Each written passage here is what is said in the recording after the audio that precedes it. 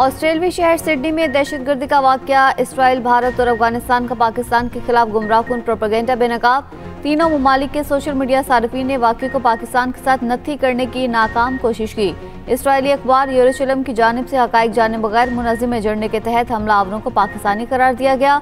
भारतीय agency raw से मुंसलिक social media accounts ने भी पाकिस्तान के खिलाफ जहरीला प्रोपेगेंडा किया। अफगानिस्तान के सोशल मीडिया अकाउंट्स भी पाकिस्तान के खिलाफ जहर उगलने लगे। पाकिस्तान के रिकॉर्ड के मुताबिक साजिद अकरम और नवीद अकरम नामी शख्स का पाकिस्तानी होने का अभी तक कोई सबूत मौजूद नहीं। ऑस्ट्रेलियाई शहर सिडनी में दहशतगर्दी करने वाले बाप बेटा निकले। बोंडाई बीच पर फायरिंग से हलाकतों की तादाद 16 हो गई। 2 पुलिस एहलकारों समेत 40 अफराद जख्मी। पुलिस के मुताबिक जवाबी फायरिंग में 50 साल हमलावर बाप साजिद अकरम मारा गया। 24 साल बेटा नवीद अकरम शदीद जख्मी हालत में गिरफ्तार। हमलावरों की गाड़ी से धमाका खेज मवाद भी मिला। ऑस्ट्रेलियाई वज़ीर आज़म एंथोनी अल्बनीज़ का हथियारों के कवानीन सख्त करने का ऐलान। मुल्क में एक रोज़ा सौग, कौमी परचम सरनगू।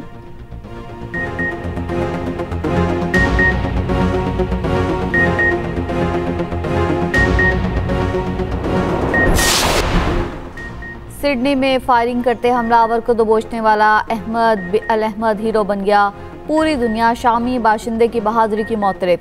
अहमद अल अहमद खुद भी 2 गोलियां लगने से जख्मी, हालत खतरे से बाहर। दूसरी जानिब इसराइल, भारत और अफगानिस्तान का वाकये को पाकिस्तान से जोड़ने का प्रोपेगेंडा बेनकाब। सिडनी के रिहायशी शेख नवीद अकरम ने वीडियो पैगाम में प्रोपेगेंडा बेनकाब कर दिया। कहा, मेरी तस्वीर से झूठ फैलाया जा रहा है, वाकये से मेरा कोई ताल्लुक नहीं।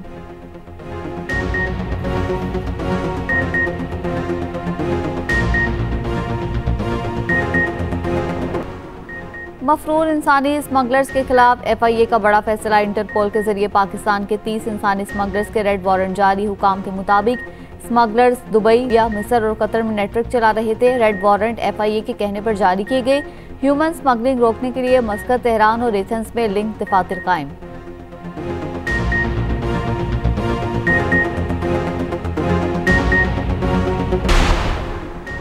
DSP उस्मान हैदर ने बीवी और बेटी के अगवा का मुकदमा दर्ज कराया। तफ्तीश की गई तो मुद्दई खुद ही मुलजिम निकला।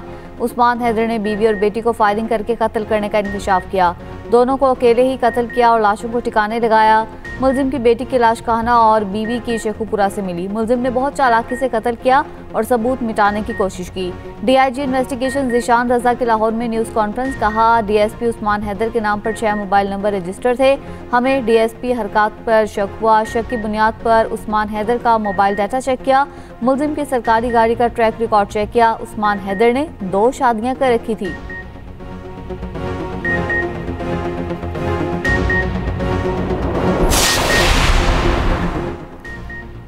Degree case justice Tariq Mahmood Jahangiri Islamabad high court में पेश। जस्टिस तारिक महमूद जहांगीरी का चीफ जस्टिस सरफराज डोगर पर बेंच में बैठने पर एतराज। कहा, आप भी जज हैं और मैं भी जज हूँ। आपके खिलाफ मेरी अपील ज़ेर इल्तवा है। मेरा ये एतराज़ लिख दें। आपने मुझे सुने बगैर काम से रोक दिया। इस्लामाबाद हाई कोर्ट में कभी डिवीजन बेंच ने कोवारंटो नहीं सुनी। ये पेंडोरा बॉक्स ना खोलें, सबकी पगड़ियाँ उछलेंगी। मुझे आप पर एतमाद नहीं। केस किसी दूसरे बेंच को मुंतकिल कर दें। मैं कुरान पर हाथ रख कर कहता हूँ, मेरी डिग्री असली है। जस्टिस तारिक महमूद जहांगीरी ने जवाब दाखिल करने के लिए मोहलत मांग ली। इस्लामाबाद हाई कोर्ट ने कराची यूनिवर्सिटी के रजिस्ट्रार को रिकॉर्ड समेत तलब कर लिया। अदालत की जस्टिस तारिक महमूद जहांगीरी को तमाम रिकॉर्ड और दस्तावेजात फराहम करने की हिदायत। चीफ जस्टिस सरदार सरफराज डोगर और जस्टिस आजम खान पर मुश्तमिल बेंच ने समाअत की। 26 नवंबर एहतजाज के सलीमा खान की जमानत बहाल। रावलपिंडी की ATC ने वारंट गिरफ्तारी मंसूख कर दिए। तौहीनी अदालत का नोटिस भी वापस। फर्द जुर्म चैलेंज करने की दरख्वास्त खारिज। अलीमा खान के खिलाफ थाना सादिकाबाद केस का ट्रायल बाकायदा शुरू। 8 गवाहों के बयान रिकॉर्ड। मजीद समाअत 23 दिसंबर तक मुलतवी।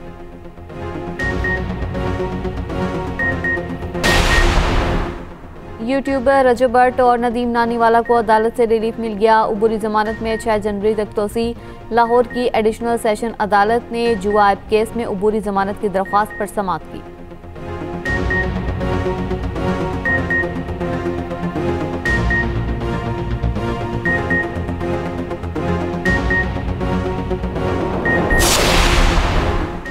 पाक बहरिया का शुमाली बहिरा अरब में फायर पावर का शानदार मुजाहरा। जमीन से फजा में मार करने वाले मिसाइल के लाइव वेपन फायरिंग का कामयाब तजुर्बा। ISPR के मुताबिक पाक बहरिया के जहाज ने इंतहाई मौसर तरीके से फ़ज़ाई अहदाफ को निशाना बनाया। तजुर्बे से बहरिया की जंगी सलाहियत और मुकम्मल ऑपरेशनल तैयारी का एक बार फिर भरपूर इजहार हुआ।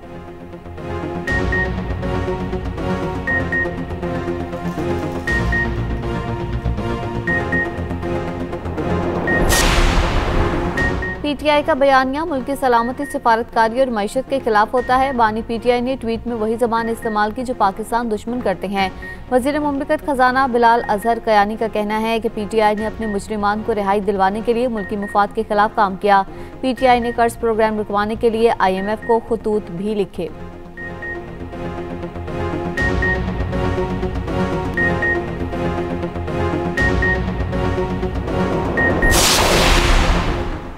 पंजाब ने तारीखी टेक्नोलॉजी पर मबनी झींगों की अफजाइश, आबी ज़राअत और वैल्यू चेन का आगाज़ कर दिया। वज़ीर आला पंजाब मरीम नवाज का एक्सपर्ट पैगाम, कहा 100 एकड़ अराजी पर झींगों की अफजाइश के मंसूबे के कामयाब तजुर्बे के बाद सनत का आगाज़ हो गया। मुजफ्फरगढ़ और सरगोदा में 5300 एकड़ पर मुश्तमिल झींगा स्टेटस शुरू करेंगे।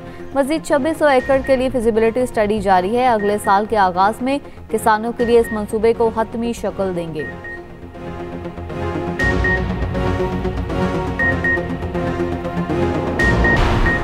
रवां बरस की आखिरी इंसदादे पोलियो मुहिम का आगाज़। चारों सूबों गिलगित बल्तिस्तान और आज़ाद कश्मीर में 7 रोज़ा मुहिम। 4 करोड़ 50 लाख को पोलियो से बचाव के कतरे पिलाए जाएंगे। मुहिम आज से 21 दिसंबर तक जारी रहेगी।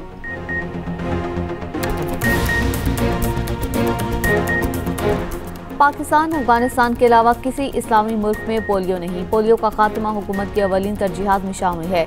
वज़ीर आला सिंध मुराद अली शाह की मीडिया से गुफ्तगू, कहा सिंध में पोलियो वायरस की बरवक्त निशानदही के लिए मजबूत निगरानी का निज़ाम मौजूद है। माहौलियाती निगरानी के जरिए पोलियो वायरस की बरवक्त निशानदही की जा रही है। वज़ीर आला सिंध ने इंसदादे पोलियो मुहिम का इफ्तिताह कर दिया।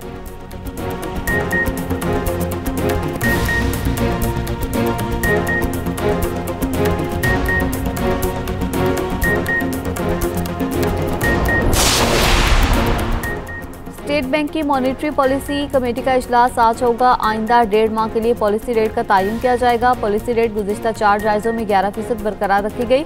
IMF का मौजूदा मॉनिटरी पॉलिसी को जारी रखने पर जोर।